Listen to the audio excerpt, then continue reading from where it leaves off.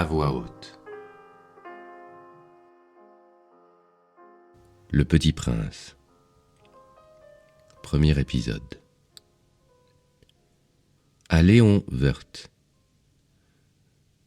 Je demande pardon aux enfants d'avoir dédié ce livre à une grande personne. J'ai une excuse sérieuse. Cette grande personne est le meilleur ami que j'ai au monde. J'ai une autre excuse. Cette grande personne peut tout comprendre, même les livres pour enfants. J'ai une troisième excuse. Cette grande personne habite la France où elle a faim et froid. Elle a bien besoin d'être consolée. Si toutes ces excuses ne suffisent pas, je veux bien dédier ce livre à l'enfant qu'a été autrefois cette grande personne. Toutes les grandes personnes ont d'abord été des enfants. Mais peu d'entre elles s'en souviennent. Je corrige donc ma dédicace. À Léon Woerth, quand il était petit garçon. Chapitre 1. Lorsque j'avais 6 ans, j'ai vu une fois une magnifique image dans un livre sur la forêt vierge qui s'appelait « Histoire vécue ». Ça représentait un serpent boa qui avalait un fauve. Voilà la copie du dessin. On disait dans le livre, les serpents boa avalent leur proie tout entière sans la mâcher. Ensuite, ils ne peuvent plus bouger et ils dorment pendant les 6 mois de leur digestion. J'ai alors beaucoup réfléchi sur les aventures de la jungle et à mon tour, j'ai réussi avec un crayon de couleur à tracer mon premier dessin, mon dessin numéro 1. Il était comme ça. J'ai montré mon chef-d'œuvre aux grandes personnes et je leur ai demandé si mon dessin leur faisait peur. Elles m'ont répondu « Pourquoi un chapeau ferait-il peur ?» Mon dessin ne représentait pas un chapeau, il représentait un serpent boa qui digérait un éléphant. J'ai alors dessiné l'intérieur du serpent boa afin que les grandes personnes puissent comprendre. Elles ont toujours besoin d'explications. Mon dessin numéro 2 était comme ça. Les grandes personnes m'ont conseillé de laisser de côté les dessins de serpents boa ouverts ou fermés et de m'intéresser plutôt à la géographie, à l'histoire, au calcul et à la grammaire. C'est ainsi que j'ai abandonné à l'âge de 6 ans une magnifique carrière de peintre. J'avais été découragé par l'insuccès de mon dessin numéro 1 et de mon dessin numéro 2. Les grandes personnes ne comprennent jamais rien toutes seules, et c'est fatigant pour les enfants de toujours et toujours leur donner des explications. J'ai donc dû choisir un autre métier et j'ai appris à piloter des avions. J'ai volé un peu partout dans le monde, et la géographie, c'est exact, m'a beaucoup servi. Je savais reconnaître du premier coup d'œil la Chine de l'Arizona. C'est très utile si l'on s'est égaré pendant la nuit. J'ai ainsi eu, au cours de ma vie, des tas de contacts avec des tas de gens sérieux. J'ai beaucoup vécu chez les grandes personnes. Je les ai vus de très près. Ça n'a pas trop amélioré mon opinion. Quand j'en rencontrais une qui me paraissait un peu lucide, je faisais l'expérience sur elle de mon dessin numéro 1, que j'ai toujours conservé. Je voulais savoir si elle était vraiment compréhensive. Mais toujours, elle me répondait « C'est un chapeau ». Alors, je ne lui parlais ni de serpent boa, ni de forêt vierge, ni d'étoiles. Je me mettais à sa portée. Je lui parlais de bridge, de golf, de politique et de cravate. Et la grande personne était bien contente de connaître un homme aussi raisonnable. Chapitre 2. J'ai ainsi vécu seul, sans personne avec qui parler véritablement, jusqu'à une panne dans le désert du Sahara il y a 6 ans. Quelque chose s'était cassé dans mon moteur, et comme je n'avais avec moi ni mécanicien ni passager, je me préparais à essayer de réussir tout seul une réparation difficile. C'était pour moi une question de vie ou de mort. J'avais à peine de l'eau à boire pour 8 jours.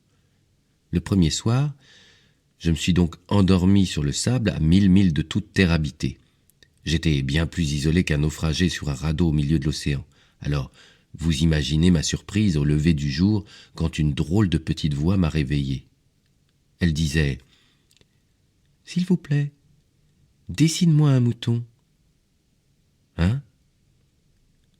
Dessine-moi un mouton. » J'ai sauté sur mes pieds comme si j'avais été frappé par la foudre.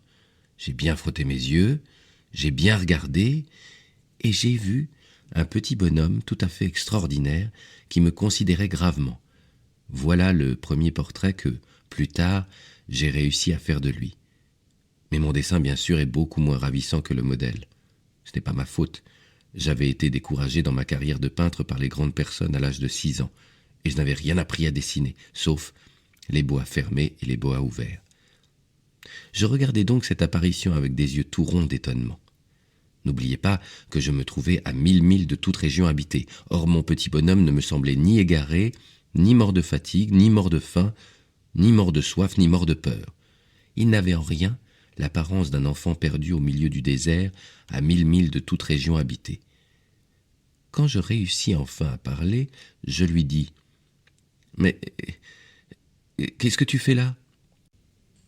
Et il me répéta alors tout doucement, comme une chose très sérieuse, « S'il vous plaît, dessine-moi un mouton. » Quand le mystère est trop impressionnant, on n'ose pas désobéir. Aussi absurde que cela me semblait à 1000 milles de tous les endroits habités et en danger de mort, je sortis de ma poche une feuille de papier et un stylographe.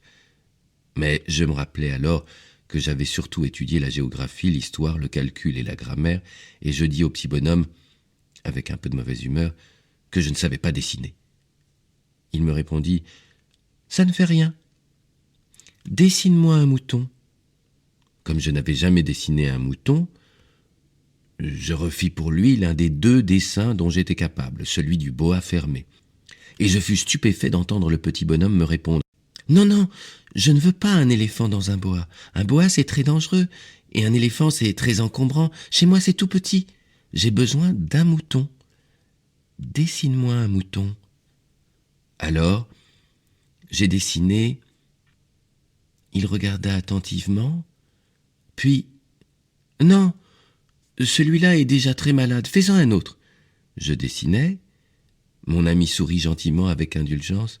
« Tu vois bien, ce n'est pas un mouton, c'est un bélier, il a des cornes. » Je refis donc encore mon dessin, mais il fut refusé comme les précédents. « Celui-là est trop vieux, je veux un mouton qui vive longtemps. » Alors, faute de patience, comme j'avais hâte de commencer le démontage de mon moteur, je griffonnais ce dessin-ci, et je lançais « Ça, c'est la caisse, le mouton que tu veux est dedans. » Mais je fus bien surpris de voir s'illuminer le visage de mon jeune juge. « C'est tout à fait comme ça que je le voulais. Crois-tu qu'il faille beaucoup d'herbe à ce mouton ?»« Pourquoi ? Parce que chez moi c'est tout petit. »« Ça suffira sûrement, je t'ai donné un tout petit mouton. » Il pencha la tête vers le dessin. « Pas si petit que ça. Tiens, il s'est endormi. » Et c'est ainsi que je fis la connaissance du petit prince. Chapitre 3. Il me fallut longtemps pour comprendre d'où il venait. Le petit prince, qui me posait beaucoup de questions, ne semblait jamais entendre les miennes. Ce sont des mots prononcés par hasard qui peu à peu m'ont tout révélé. Ainsi, quand il aperçut pour la première fois mon avion, je ne dessinerai pas mon avion, c'est un dessin beaucoup trop compliqué pour moi, il me demanda « Qu'est-ce que c'est que cette chose-là » ? Ce n'est pas une chose. Ça vole, c'est un avion, c'est mon avion. Et j'étais fier de lui apprendre que je volais. Alors il s'écria « Comment ? Tu es tombé du ciel ?» « Oui, fis-je modestement. »« Ah, ça c'est drôle !» Et le petit prince eut un très joli éclat de rire qui mérita beaucoup. Je désire que l'on prenne mes malheurs au sérieux. Puis il ajouta « Alors toi aussi tu viens du ciel ? De quelle planète es-tu » J'entrevis aussitôt une lueur dans le mystère de sa présence et j'interrogeai brusquement « Tu viens donc d'une autre planète ?» Mais il ne répondit pas. Il hochait la tête doucement tout en regardant mon avion. « C'est vrai que, là-dessus, tu ne peux pas venir de bien loin. » Et il s'enfonça dans une rêverie qui dura longtemps. Puis, sortant mon mouton de sa poche, il se plongea dans la contemplation de son trésor. Vous imaginez combien j'avais pu être intrigué par cette demi-confidence sur les autres planètes. Je m'efforçais donc d'en savoir plus long. « D'où viens-tu, mon petit bonhomme ? Où est-ce que c'est chez toi ? Où veux-tu emporter mon mouton ?» Il me répondit après un silence méditatif « Ce qui est bien avec la caisse que tu m'as donnée, c'est que la nuit, ça lui servira de maison. Bien sûr, et si tu es gentil, je te donnerai aussi une corde pour l'attacher pendant le jour, et un piquet. » La proposition parut choquer le petit prince. « L'attacher ? Quelle drôle d'idée ! Mais si tu ne l'attaches pas, il ira n'importe où, et il se perdra. » Et mon ami eut un nouvel éclat de rire. Mais où veux-tu qu'il aille ? N'importe où, droit devant lui. Alors le petit prince remarqua gravement. Ça ne fait rien. C'est tellement petit chez moi. Et avec un peu de mélancolie, peut-être, il ajouta, droit devant soi, on ne peut pas aller bien loin. Chapitre 4. J'avais ainsi appris une seconde chose très importante, c'est que sa planète d'origine était à peine plus grande qu'une maison. Ça ne pouvait pas m'étonner beaucoup. Je savais bien qu'en dehors des grosses planètes comme la Terre, Jupiter, Mars, Vénus, auxquelles on a donné des noms, il y en a des centaines d'autres qui sont quelquefois si petites qu'on a beaucoup de mal à les apercevoir au télescope. Quand un astronome découvre l'une d'elles, il lui donne pour nom un numéro. Il l'appelle par exemple l'astéroïde 325. J'ai de sérieuses raisons de croire que la planète d'où venait le petit prince est l'astéroïde B612. Cet astéroïde n'a été aperçu qu'une fois au télescope en 1909 par un astronome turc. Il avait fait alors une grande démonstration de sa découverte à un congrès international d'astronomie. Mais personne ne l'avait cru à cause de son costume. Les grandes personnes sont comme ça. Heureusement pour la réputation de l'astéroïde B612, un dictateur turc imposa à son peuple, sous peine de mort, de s'habiller à l'européenne. L'astronome refit sa démonstration en 1920 dans un habit très élégant, et cette fois-ci, tout le monde fut de son avis. Si je vous ai raconté ces détails sur l'astéroïde B612 et si je vous ai confié son numéro, c'est à cause des grandes personnes. Les grandes personnes aiment les chiffres. Quand vous leur parlez d'un nouvel ami, elles ne vous questionnent jamais sur l'essentiel. Elles ne vous disent jamais « Quel est le son de sa voix ? Quels sont les jeux qu'il préfère ? Est-ce qu'il collectionne les papillons ?» Elles vous demandent « Quel âge a-t-il ? Combien a-t-il de frères ? Combien pèse-t-il ? Combien gagne son père ?» Alors seulement, elles croient le connaître. Si vous dites aux grandes personnes « J'ai vu une belle maison en briques roses, avec des géraniums aux fenêtres et des colombes sur le toit », elles ne parviennent pas à s'imaginer cette maison. Il faut leur dire « J'ai vu une maison de 100 000 francs ». Alors elles s'écrient « Comme c'est joli !» Ainsi, si vous leur dites la preuve que le petit prince a existé, c'est qu'il était ravissant, qu'il riait et qu'il voulait un mouton. Quand on veut un mouton, c'est la preuve qu'on existe. Elles hausseront les épaules et vous traiteront d'enfant. Mais si vous leur dites « La planète d'où il venait est l'astéroïde B612 », alors elles seront convaincues. Et elles vous laisseront tranquille avec leurs questions. Elles sont comme ça. Il ne faut pas leur en vouloir. Les enfants doivent être très indulgents envers les grandes personnes. Mais bien sûr, nous qui comprenons la vie, nous nous moquons bien des numéros. J'aurais aimé commencer cette histoire à la façon des contes de fées. J'aurais aimé dire « Il était une fois un petit prince qui habitait une planète à peine plus grande que lui et qui avait besoin d'un ami. » Pour ceux qui comprennent la vie, ça aurait eu l'air beaucoup plus vrai. Car je n'aime pas qu'on lise mon livre à la légère. J'éprouve tant de chagrin à raconter ces souvenirs. Il y a 6 ans déjà que mon ami s'en est allé avec son mouton. Si j'essaie ici de le décrire, c'est afin de ne pas l'oublier. C'est triste d'oublier un ami. Tout le monde n'a pas eu un ami. Et je puis devenir comme les grandes personnes qui ne s'intéressent plus qu'aux chiffres. C'est donc pour ça, encore, que j'ai acheté une boîte de couleurs et des crayons. C'est dur de se remettre au dessin à mon âge quand on n'a jamais fait d'autres tentatives que celle d'un boa fermé et celle d'un boa ouvert à l'âge de 6 ans. J'essaierai bien sûr de faire des portraits les plus ressemblants possibles, mais je ne suis pas tout à fait certain de réussir. Un dessin va, et l'autre ne ressemble plus. Je me trompe un peu aussi sur la taille. Ici, le petit prince est trop grand, là il est trop petit. J'hésite aussi sur la couleur de son costume. Alors je tâtonne comme ci et comme ça, tant bien que mal. Je me tromperai enfin sur certains détails plus importants, mais ça, il faudra me le pardonner. Mon ami ne donnait jamais d'explication. Il me croyait peut-être semblable à lui. Mais moi, malheureusement, je ne sais pas voir les moutons à travers les caisses. Je suis peut-être un peu comme les grandes personnes. J'ai dû vieillir. Chapitre 5. Chaque jour, j'apprenais quelque chose sur la planète, sur le départ, sur le voyage. Ça venait tout doucement, au hasard des réflexions. C'est ainsi que le 3e jour, je connus le drame des baobabs.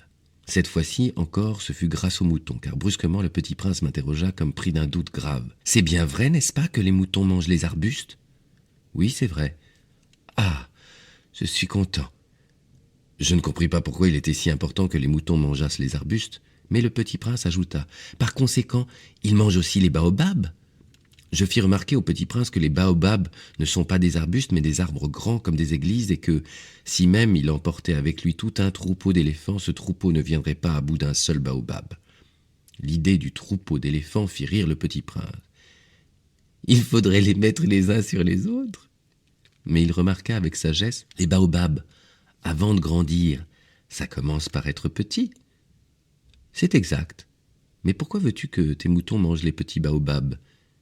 Il me répondit « Bah, voyons », comme s'il s'agissait là d'une évidence, et il me fallut un grand effort d'intelligence pour comprendre à moi seul ce problème. Et en effet, sur la planète du Petit Prince, il y avait, comme sur toutes les planètes, de bonnes herbes et de mauvaises herbes. Par conséquent, de bonnes graines de bonnes herbes et de mauvaises graines de mauvaises herbes. Mais les graines sont invisibles. Elles dorment dans le secret de la terre jusqu'à ce qu'il prenne fantaisie à l'une d'elles de se réveiller. Alors, elles s'étirent et poussent d'abord timidement vers le soleil, une ravissante petite brindille inoffensive. S'il s'agit d'une brindille de radis ou de rosier, on peut la laisser pousser comme elle veut. Mais s'il s'agit d'une mauvaise plante, il faut arracher la plante aussitôt, dès qu'on a su la reconnaître. Or, il y avait des graines terribles sur la planète du Petit Prince. C'étaient les graines de baobab. Le sol de la planète en était infesté. Or, un baobab, si l'on s'y prend trop tard, on ne peut jamais plus s'en débarrasser. Il encombre toute la planète, il la perfore de ses racines, et si la planète est trop petite, et si les baobabs sont trop nombreux, ils la font éclater. C'est une question de discipline, me disait plus tard le petit prince. Quand on a terminé sa toilette du matin, il faut faire soigneusement la toilette de la planète. Il faut s'astreindre régulièrement à arracher les baobabs dès qu'on les distingue d'avec les rosiers auxquels ils ressemblent beaucoup quand ils sont très jeunes. C'est un travail très ennuyeux mais très facile. Et un jour, il me conseilla de m'appliquer à réussir un beau dessin pour bien faire entrer ça dans la tête des enfants de chez moi. S'ils voyagent un jour, me disait-il, ça pourra leur servir. Il est quelquefois sans inconvénient de remettre à plus tard son travail. Mais s'il s'agit des baobabs, c'est toujours une catastrophe. J'ai connu une planète habitée par un paresseux. Il avait négligé 3 arbustes. Et sur les indications du petit prince, j'ai dessiné cette planète-là. Je n'aime guère prendre le ton d'un moraliste, mais le danger des baobabs est si peu connu, et les risques courus par celui qui s'égarerait dans une astéroïde sont si considérables que pour une fois, je fais exception à ma réserve. Je dis, enfants, faites attention aux baobabs. C'est pour avertir mes amis d'un danger qu'ils frôlaient depuis longtemps, comme moi-même, sans le connaître, que j'ai tant travaillé ce dessin-là. La leçon que je donnais en valait la peine. Vous vous demanderez peut-être pourquoi n'y a-t-il pas dans ce livre d'autres dessins aussi grandioses que le dessin des baobabs ? La réponse est bien simple. J'ai essayé, mais je n'ai pas pu réussir. Quand j'ai dessiné les baobabs, j'ai été animé par le sentiment de l'urgence. Chapitre 6. Ah, petit prince, j'ai compris peu à peu ainsi ta petite vie mélancolique. Tu n'avais eu longtemps pour distraction que la douceur des couchers de soleil. J'ai appris ce détail nouveau le 4e jour, au matin, quand tu m'as dit « J'aime bien les couchers de soleil. Allons voir un coucher de soleil. » Mais il faut attendre. Attendre quoi ? Attendre que le soleil se couche. Tu as eu l'air très surpris d'abord, et puis tu as ri de toi-même, et tu m'as dit « Je me crois toujours chez moi. » En effet, quand il est midi aux États-Unis, le soleil, tout le monde le sait, se couche sur la France. Il suffirait de pouvoir aller en France en 1 minute pour assister au coucher du soleil. Malheureusement, la France est bien trop éloignée, mais sur ta si petite planète, il te suffisait de tirer ta chaise de quelques pas et tu regardais le crépuscule chaque fois que tu le désirais. Un jour, j'ai vu le soleil se coucher 44 fois. Et un peu plus tard, tu ajoutais, « Tu sais, quand on est tellement triste, on aime les couchers de soleil. » Le jour des 44 fois, tu étais donc tellement triste. Mais le petit prince ne répondit pas. Chapitre 7. Le 5e jour, toujours grâce au mouton, ce secret de la vie du petit prince me fut révélé. Il me demanda avec brusquerie, sans préambule, comme le fruit d'un problème longtemps médité en silence. « Un mouton, s'il mange les arbustes, il mange aussi les fleurs ? » ?»« Un mouton mange tout ce qu'il rencontre, même les fleurs qui ont des épines ? » ?»« Oui, même les fleurs qui ont des épines. »« Alors les épines, à quoi servent-elles ? » Je ne le savais pas. J'étais alors très occupé à essayer de dévisser un boulon trop serré de mon moteur. J'étais très soucieux car ma panne commençait de m'apparaître comme très grave. Et l'eau à boire qui s'épuisait me faisait craindre le pire. « Les épines, à quoi servent-elles » Le petit prince ne renonçait jamais à une question une fois qu'il l'avait posée. J'étais irrité par mon boulon et je répondis n'importe quoi. « Les épines, ça ne sert à rien, c'est de la pure méchanceté de la part des fleurs. »« Oh !» Mais après un silence, il me lança avec une sorte de rancune. « Je ne te crois pas. Les fleurs sont faibles, elles sont naïves, elles se rassurent comme elles peuvent, elles se croient terribles avec leurs épines. » Je ne répondis rien. À cet instant-là, je me disais, si ce boulon résiste encore, je le ferai sauter d'un coup de marteau. Le petit prince dérangea de nouveau mes réflexions. « Et tu crois, toi, que les fleurs… » mais non, je ne crois rien. J'ai répondu n'importe quoi. Je m'occupe, moi, de choses sérieuses. » Il me regarda stupéfait. « De choses sérieuses ?» Il me voyait, mon marteau à la main, et les doigts noirs de cambouis penchés sur un objet qui lui semblait très laid. « Tu parles comme les grandes personnes. » Ça me fit un peu honte. Il ajouta, « Tu confonds tout, tu mélanges tout. » Il était vraiment très irrité. Il secouait au vent des cheveux tout dorés. « Je connais une planète où il y a un monsieur cramoisi. Il n'a jamais respiré une fleur. Il n'a jamais regardé une étoile. Il n'a jamais aimé personne. Il n'a jamais rien fait d'autre que des additions. Et toute la journée, il répète comme toi. Je suis un homme sérieux, je suis un homme sérieux. Et ça le fait gonfler d'orgueil. Mais ce n'est pas un homme, c'est un champignon. Un quoi? Un champignon. Le petit prince était maintenant tout pâle de colère. Il y a des millions d'années que les fleurs fabriquent des épines. Il y a des millions d'années que les moutons mangent quand même les fleurs. Et ce n'est pas sérieux de chercher à comprendre pourquoi elles se donnent tant de mal pour se fabriquer des épines. Ce n'est pas important. La guerre des moutons et des fleurs. Ce n'est pas plus sérieux et plus important que les additions d'un gros monsieur rouge. Et si je connais, moi, une fleur unique au monde, qui n'existe nulle part, sauf dans ma planète, et qu'un petit mouton peut anéantir d'un seul coup, comme ça, un matin, sans se rendre compte de ce qu'il fait, ce n'est pas important, ça. Il rougit puis reprit. Si quelqu'un aime une fleur qui n'existe qu'à un exemplaire dans les millions et les millions d'étoiles, ça suffit pour qu'il soit heureux quand il les regarde. Il se dit, ma fleur est là, quelque part. Mais si le mouton mange la fleur, c'est pour lui comme si brusquement toutes les étoiles s'éteignaient. Et ce n'est pas important, ça. Il ne put rien dire de plus. Il éclata brusquement en sanglots. La nuit était tombée. J'avais lâché mes outils. Je me moquais bien de mon marteau, de mon boulon, de la soif et de la mort. Il y avait, sur une étoile, une planète, la mienne, la terre, un petit prince, à consoler. Je le pris dans les bras, je le berçais, je lui disais « La fleur que tu aimes n'est pas en danger. Je lui dessinerai une muselière à ton mouton. Je te dessinerai une armure pour ta fleur. Je ne savais pas trop quoi dire. Je me sentais très maladroit. Je ne savais pas comment l'atteindre ou le rejoindre. C'est tellement mystérieux, le pays des larmes.